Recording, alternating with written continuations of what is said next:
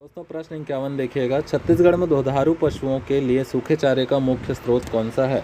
तो आपको भी पता है कि हमारे छत्तीसगढ़ में सबसे ज़्यादा धान की खेती होती है, इसलिए धान का भूसा ही हम अपने जानवरों को खिला पाते हैं। तो ऑप्शन बी आपका करेक्ट हो गया। ठीक है, तो ये आपका करेक्ट आंसर है। प्रश्न 52 देखिए। Feeding starts 2 weeks before the expected date of calving termed as. मैंने फर्स्ट वीडियो में आपको बताया था, जो सॉल्यूशन वाला जो फर्स्ट वीडियो है उसमें मैंने बताया था स्टीमिंग अप के बारे में। जब जानवर काविंग करने वाली होती है उस टाइम उसको हम कुछ एक्स्ट्रा राशन देते हैं, ताकि उसमें मेंटेनेंस राशन के साथ साथ और उसे हम ज़्यादा पोषण प्रदान कर सकें, और इस प्रोसेस को हम कहते हैं स्टीमिंग अप। ठीक है दोस्तों, स्टीमिंग अप आपका करेक्ट आंसर है, ऑप्शन नंबर ए। 52 का ऑप्शन नंबर ए। चलिए अगले क्वेश्चन में देखिए। विस्तार शिक्षा के जनक कौन हैं? Who is the father of extension education? तो यदि हम देखें option Balwant Rai Mehta, JP Leagans, doctor Verghese Kurien, MS Swaminathan. तो इसमें जो करेक्ट आंसर है आपका option number B. JP Leagans को एक्सटेंशन एजुकेशन का फादर कहा जाता है अमेरिका में। यहीं यदि हम इंडिया की बात करें तो इंडिया में के.एन. सिंह जी जो हैं, के.एन. सिंह, इनको हम father of extension education in India के नाम से जानते हैं। ठीक है दोस्तों, तो ये हो गया आपका correct answer, option number B. Question number 54 देखिए। टूटी हड्डी की अस्थायी पट्टा बांधते समय इनको जरूर सम्मिलित करना चाहिए। यदि किसी जानवर के पैर में या हाथ में कहीं पर भी फ्रैक्चर हो गया है, इन दैट कंडीशन आपको क्या करना चाहिए? ऊपर के जोड़ का ध्यान रखना चाहिए, नीचे के जोड़ का ध्यान रखना चाहिए, हड्डी की पूरी लंबाई का ध्यान रखना चाहिए, या उपरोक्त सभी का ध्यान रखना चाहिए? बताइए। अगर किसी जानवर के पैर में फ्रैक्चर हुआ है तो आप ऊपर का ध्यान रखेंगे, नीचे का ध्यान रखेंगे, या पूरे का ध्यान रखेंगे, पूरी लंबाई का? तो उपरोक्त सभी आपका जो है करेक्ट आंसर हो गया दोस्तों। ठीक है, यहाँ पर देखिए जो उपरोक्त सभी वाला ऑप्शन है वो आपका करेक्ट है। ठीक है, अगला है क्वेश्चन नंबर 55। वायरोलॉजिकल जांच के लिए रुग्ण सामग्री को एकत्र किया जाना चाहिए किसमें? बहुत स्पेसिफिक क्वेश्चन है।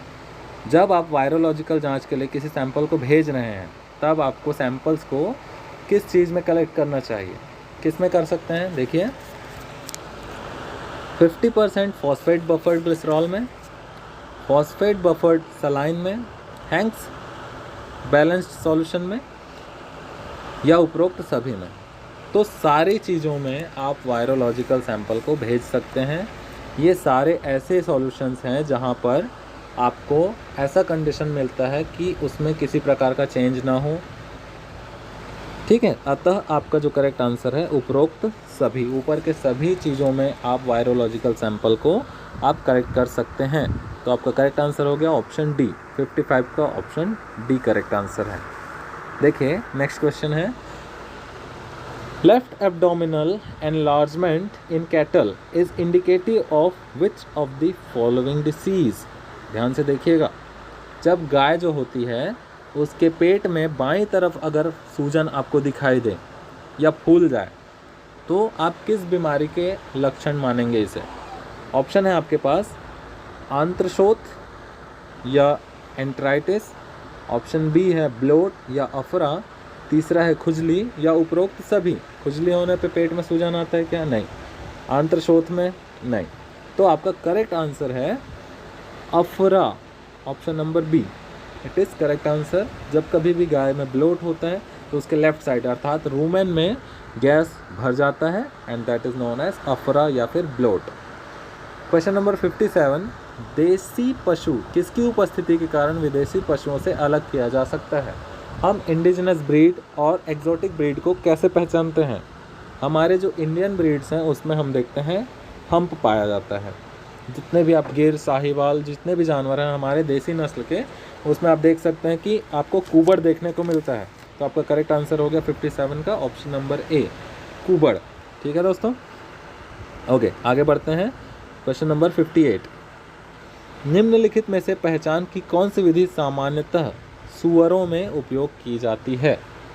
तो आपने पढ़ा होगा कि tattooing, year notching, branding, year tagging, इनमें से कौन सा विधि हम यूज़ करते हैं सुअरों की पहचान के लिए?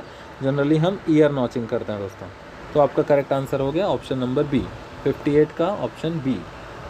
ओके, चलिए देखिए क्वेश्चन 59, गायों में कृत्रिम गर्भाधान के समय वीर्य जमा करने की सही जगह क्या है? तो ऑप्शन है आपके पास मिड सर्विक्स, ओवरी, यूट्रस या वजाइना। ओके, तो आपका करेक्ट आंसर है मिड सर्विक्स। मिड सर्विक्स में हम सीमन डिपॉजिट करते हैं। ठीक है, जब हम आर्टिफिशियल इंसेमिनेशन परफॉर्म करते रहते हैं उस टाइम हमें मिड सर्विक्स में ही सीमन डिपॉजिट करना चाहिए। ठीक है, तो करेक्ट आंसर आपका हो गया option number A. Next question है क्वेश्चन नंबर 60, शहद के छत्ते की जैसी संरचना किस में मौजूद होती है? आपने 4 पार्ट्स ऑफ कंपाउंड स्टमक पढ़े हैं। इन केस ऑफ रूमिनेंट्स हमको देखने को मिलता है 4 पार्ट्स। तो इसमें होता है ओमेजम, एबोमेजम, रेटिकुलम और रूमेन। इन दैट केस आपका जो करेक्ट आंसर है that is option number C. Reticulum में आपको देखने को मिलता है हनी कॉम लाइक स्ट्रक्चर। ठीक है, हनी कॉम लाइक स्ट्रक्चर आप रेटिकुलम में देख सकते हैं।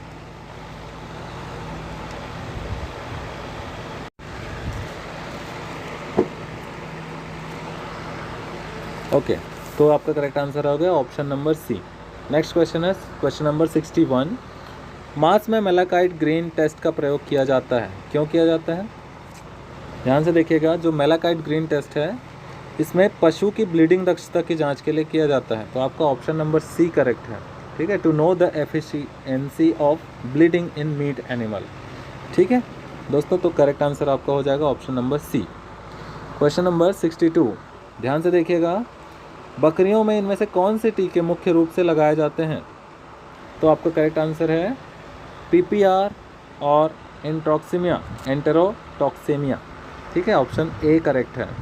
बकरी में ज़्यादातर यही बीमारी आपको देखने को मिलती है, PPR और एंटेरोटॉक्सेमिया। तो दोनों के लिए वैक्सीन हम लगाते हैं।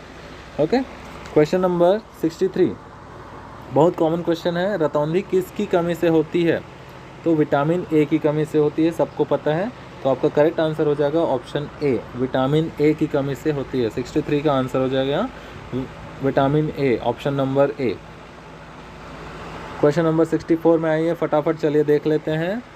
यहाँ पर आपका जो ऑप्शन है 64 का देखिए क्या बोल रहा है आपका क्वेश्चन, हवा की वह मात्रा जो एक सामान्य ज्वारीय मात्रा के बाद जबरन अंदर ली जाती है ना? तो यहाँ पर the amount of air that can be forcibly inhaled after a normal tidal volume, इसको हम कहते हैं श्वसन रिजर्व वॉल्यूम और इंस्पिरेटरी रिजर्व वॉल्यूम।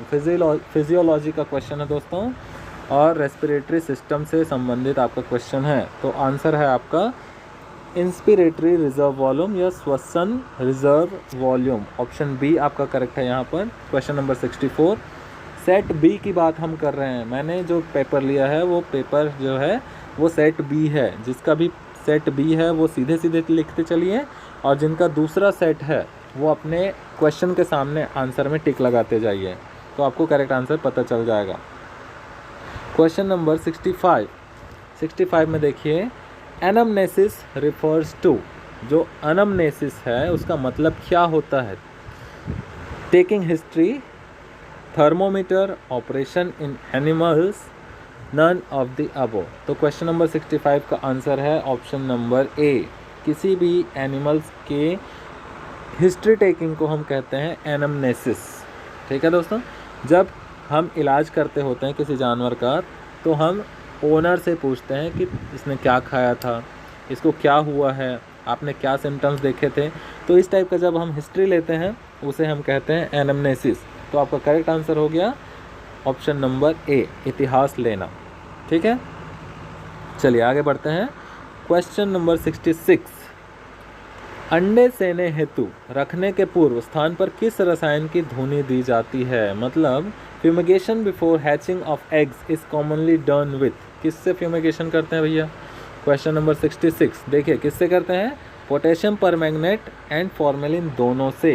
तो आपका करेक्ट ऑप्शन हो जाएगा option number C, potassium permanganate और फॉर्मेलिन से हम फ्यूमिगेशन करते हैं ताकि वहाँ पर किसी बैक्टीरिया का इन्फेक्शन ना हो, किसी फंगस का इन्फेक्शन ना हो और हमारे चिक्स हेल्दी हो। चलिए नेक्स्ट चलते हैं। क्वेश्चन नंबर 67, विशेष खेती में प्रमुख उद्यम से होने वाली आय कुल खेती के आय का खालिस्तान प्रतिशत होना चाहिए।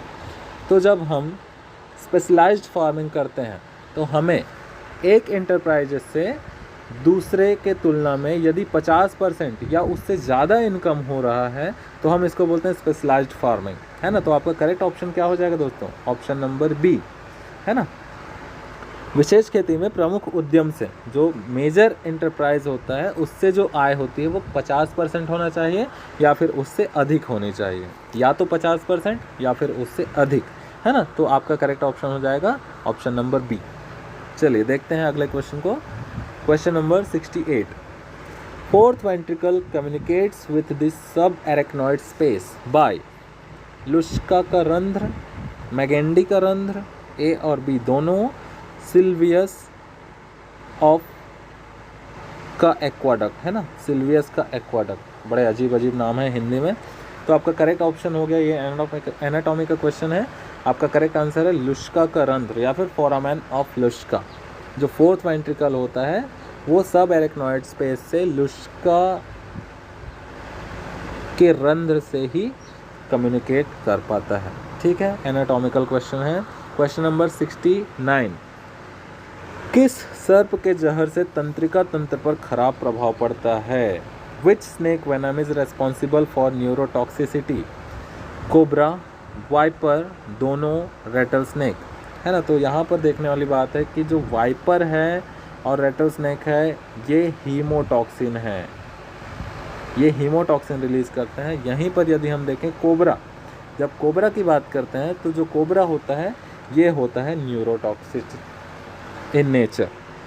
तो आपका करेक्ट आंसर क्या हो जाएगा? कोबरा। ओके दोस्तों, कोबरा इज़ करेक्ट आंसर क्योंकि इसमें न्यूरोटॉक्सिन पाया जाता है। बाकी अन्य सांपों में हीमोटॉक्सिन देखने को मिलता है जो आपके ऑप्शन में है, ठीक है। क्वेश्चन नंबर 70, मुर्गी के आहार में सीमित अमीनो अम्ल कौन सा है? मतलब limiting amino acid in poultry diet is, ये फिजियोलॉजी का क्वेश्चन है, आपने पढ़ा होगा। ऑप्शन डी, 70 नंबर का जो क्वेश्चन है इसका करेक्ट आंसर है option number D, methionine is the limiting amino acid in poultry diet, ठीक है। तो आप इसको टिक कर लीजिए, क्वेश्चन नंबर 70। ओके, आगे बढ़ते हैं। क्वेश्चन नंबर 71, अनुभवों का शंकु किसके द्वारा प्रतिकल्पित किया गया था? है ना। क्वेश्चन नंबर 71 में आप लोग देख लीजिए कि cone of experience was devised by, जो कोन ऑफ एक्सपीरियंस है इसको किसने बनाया था या किसने बताया था?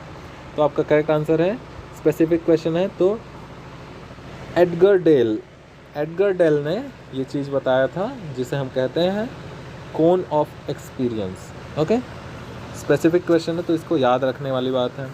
ओके, क्वेश्चन नंबर 72 ध्यान से देखिएगा। क्वेश्चन नंबर 72, वध के बाद एक बकरी के शरीर से निकलने वाले रक्त की मात्रा कितनी होनी चाहिए? जनरली आपके पास देखने को मिलता है कि 1 से 1.5 किलोग्राम ब्लड अर्न होना चाहिए, यील्ड होने चाहिए, ठीक है दोस्तों। तो आपका जो ऑप्शन है देखिए, 1 से 1.5 किलो है, 2 से 3 किलो है, 5 से 10 किलो है और इनमें से कोई नहीं है। तो आपका करेक्ट आंसर क्या हो जाएगा?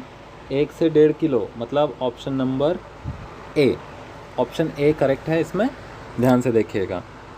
चलिए क्वेश्चन नंबर 73 देखिए। छत्तीसगढ़ राज्य में 20वीं पशु संगणना वर्ष 2019 के अनुसार लगभग पशु संख्या क्या है? तो ये भी एक डेटा वाला क्वेश्चन है और इसका करेक्ट आंसर है 1.59 करोड़, मतलब 1 करोड़ और 59 लाख जानवर हैं छत्तीसगढ़ में 2019 की पशु गणना के अकॉर्डिंग। क्वेश्चन नंबर 74 देखिए, निम्नलिखित में से कौन सी विधि दूध दूहने की सबसे अच्छी विधि है? क्वेश्चन नंबर 74 देखिए। क्वेश्चन नंबर 74 में क्या कह रहे हैं कि निम्न में से कौन सी विधि दूध निकालने की सबसे अच्छी विधि है?